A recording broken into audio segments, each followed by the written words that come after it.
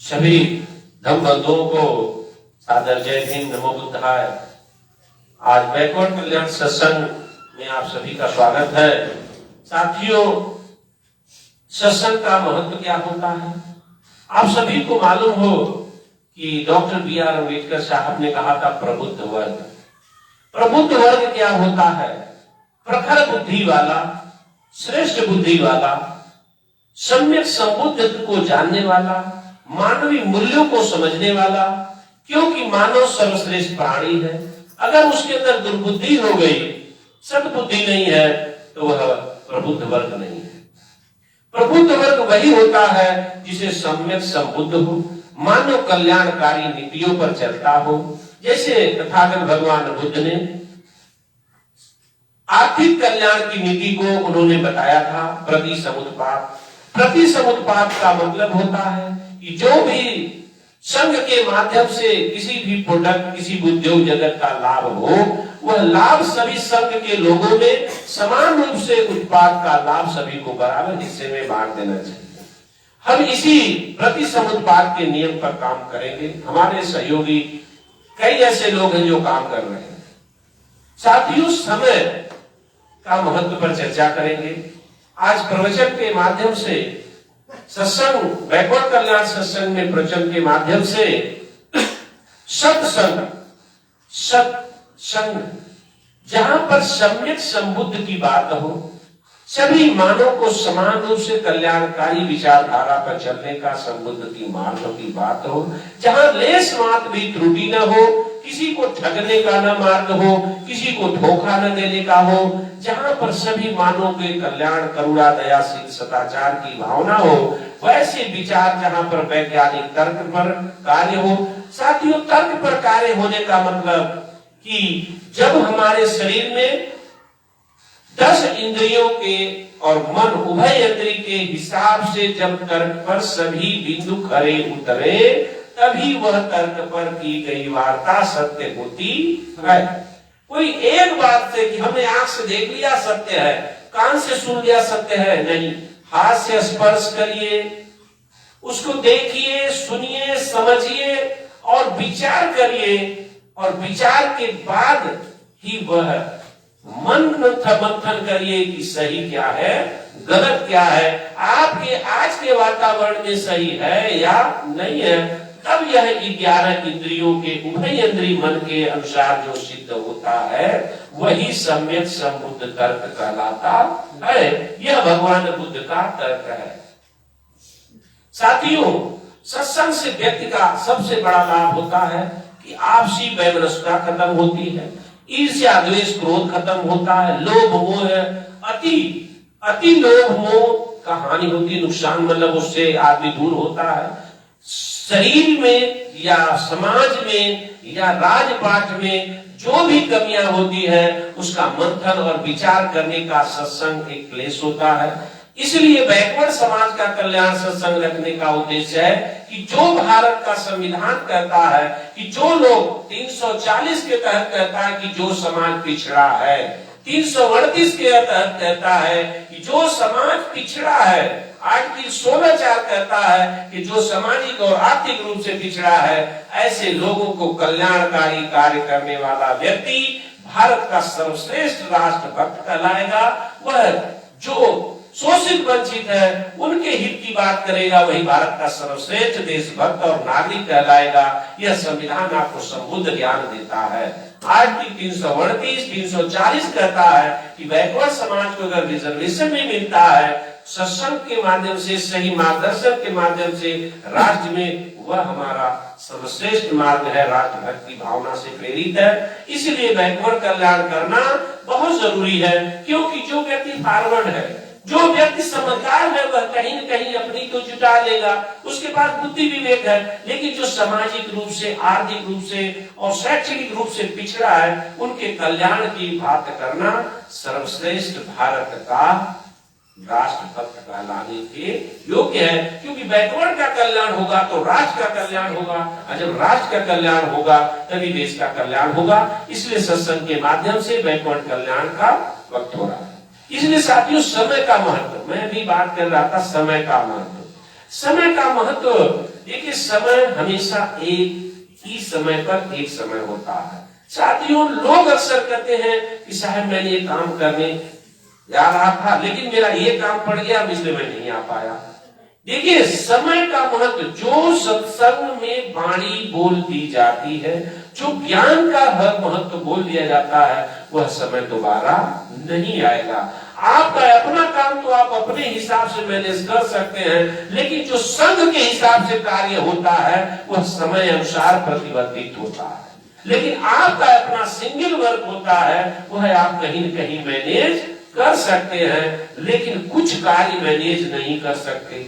जैसे बच्चे की पैदाइश हो, बच्चे का स्कूल हो, बात समझिएगा, बच्चे की पैदाइश में आप नहीं रोक सकते। ऐसे समय में बच्चे का पैदाइश का समय महत्वपूर्ण है, क्योंकि उस समय को आप नेग्लेक्ट नहीं कर सकते। किसी व्यक्ति की मृत्यु हो गई, वह समय वहां पर दुख का समय है, वह महत्वपूर्ण है। किसी व्यक्ति का कोई परीक्षा की घड़ी है, वह वापस नहीं आ सकती, इसलिए वो महत्वपूर्ण है। कहीं कोई व्यक्ति किसी दुर्घटना हो गई, कोई ऐसी घटना हो गई जहां आपका जाना सर्वोपरि है, महत्व है, आप उसके सबसे बड़े मार्गदर्शक को वहां जाना महत्वपूर्ण होता है। इसलिए उस समय का महत्व समझना इस संघ से ज्यादा है। ये तर्क समझना है कि कभी भी समय का महत्व ये होता है कि तारतम्य भाव से किसका महत्व ज्यादा। महत्व सबका है, दुनिया में जितनी भी चीजें हैं महत्वहीन कोई नहीं है। दुनिया में हर व्यक्ति महत्वपूर्ण है, कोई भी महत्वहीन नहीं है। बस ये देखना है कि किसका महत्व ज्यादा है, किसका कम है। तो जो ज्यादा महत्वपूर्ण है उसको प्रियारिटी, जिससे हमारी व्यवस्था बनी रहे, जिससे हम जुड़े रहे। देखिए आपका काम समय के अनुसार महत्वपूर्ण होता है, समझिएगा सर, समय को महत्व समय के अनुसार। अब देखिए उम्र का भी महत्व समय के अनुसार है। बच्चे का सबसे ज्यादा महत्वपूर्ण समय होता है शिक्षा का, जवानी में सबसे ज्यादा महत्व होता है इनकम कमाने का, बुजुर्ग में सबसे ज्यादा महत्व होता है लोगों को अपने जीवन में किए हुए अनुभवों को लोगों को शेयर करने का महत्व होता है। इसलिए जीवन में जो महत्व है वह समय अनुसार जाना चाहिए। अंबेडकर साहब ने समय को भी महत्व दिया, यहाँ तक कि समय का महत्व सबसे ज्यादा मुस्लिम के निर्माता मोहम्मद साहब ने कहा कि समय के पाबंद रहिए। देखिए विश्व में कोई भी ज्ञान हो, हर व्यक्ति ज्ञानवान है, कोई भी धर्म खराब नहीं है। उस पे विद्वान जो देता है, पालन करता, बनाता है, वह अलग सोच से बनाता है। पालन करने वाले अपने अपनी तरह से गलत करते हैं, ये गलत है, बात समझिएगा। इसलिए समय के पाबंद होना चाहिए। भगवान बुद्ध भी समय पे सबसे ज्यादा बल दिया, अंबेडकर साहब ने भी सबसे ज्यादा अध्ययन पर समय दिया। देने के बाद उन्होंने कहा कि जिस दिन समय के अनुसार हमारे जवान, हमारे बच्चे, जवान और बुजुर्ग तीनों एक सिस्टम अपने अपने सिस्टम से काम करेंगे, अर्थात बच्चा अच्छा गुड रीड प्रॉपर्टी, अच्छा पढ़ने वाला होना चाहिए, जवानी में अच्छा टीच प्रॉपर्टी, यानी जवान व्यक्ति जो युवा वर्ग डिग्री वाला हो, अच्छा पढ़ाने वाला होना चाहिए। और जब प्रोफेसर बने तो बुढ़ौती में यानी अच्छा राइट प्रॉपर्टी। अगर ये तीनों प्रॉपर्टी समय के पाबंद हैं तो वह अच्छा से अच्छा कार्य करेंगे। अच्छा पढ़ेगा तो अच्छा पढ़ाएगा, अच्छा पढ़ाएगा तो अच्छा लिखेगा, और अच्छा लिखेगा तो उसकी आने वाली पीढ़ियां अच्छी होंगी। ये है प्रबुद्ध वर्ग के व्यक्तित्व का उच्चतम मार्ग। प्रबुद्ध व्यक्ति वही हो जाता है जो समय का पाबंद होता है, समय के अनुसार कपड़ा पहनना, उठना, बैठना, बोलना, चालना, समय देना समाज के। इसीलिए कांशीराम साहब ने कहे कि टाइम, टैलेंट, ट्रेजरी। समय का महत्व कांशीराम साहब ने दिया था कि टाइम इज 1%, टैलेंट 0 और ट्रेजरी 0 है। लेकिन जिसके पास समय है और टैलेंट भी है और कुछ धन भी है, वही इस देश का हीरो बने। कितने भी बड़े आप पैसे वाले हो, लेकिन अगर आपके पास समय नहीं समाज को कुछ दे सकते तो आप 0 हो। अगर आपके पास कितना भी पैसा है और आप समय नहीं दे रहे तब भी आप जीरो हो।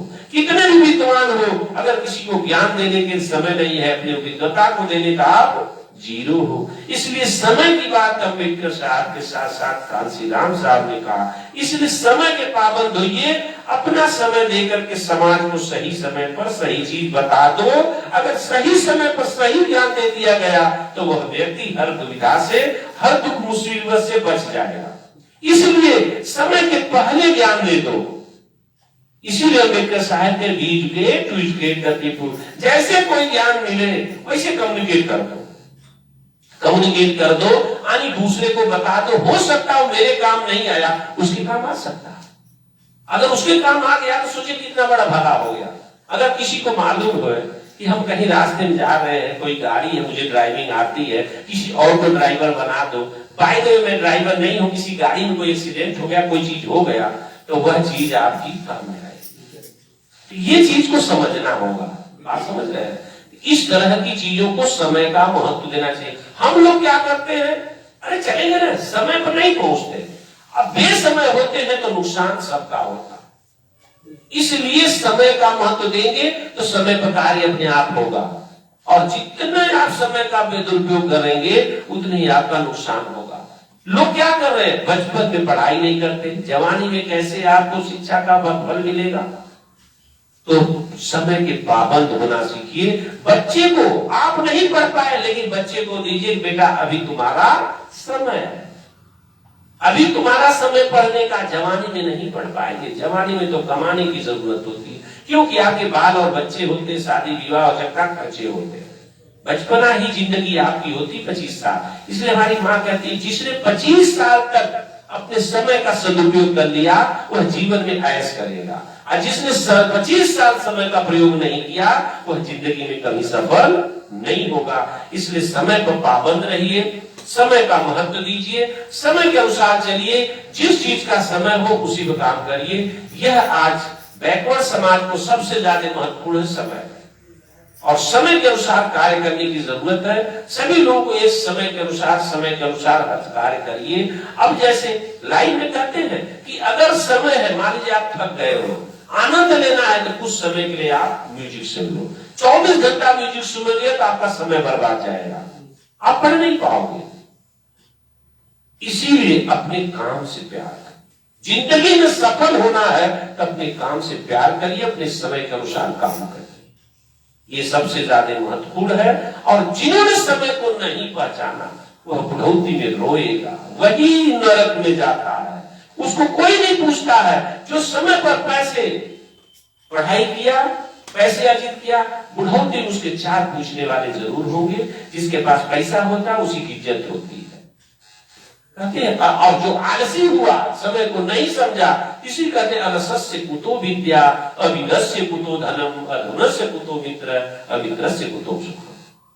जो आलसी होगा वो समय का महत्व नहीं देगा, और जब आलसी सने तो उसके पास विद्या का ज्ञान नहीं होगा। जब ज्ञान नहीं होगा तो पैसा नहीं तो मित्र नहीं, और मित्र नहीं तो सुख नहीं। इसलिए समय के साथ सभी का महत्वपूर्ण है, महत्व भाग है।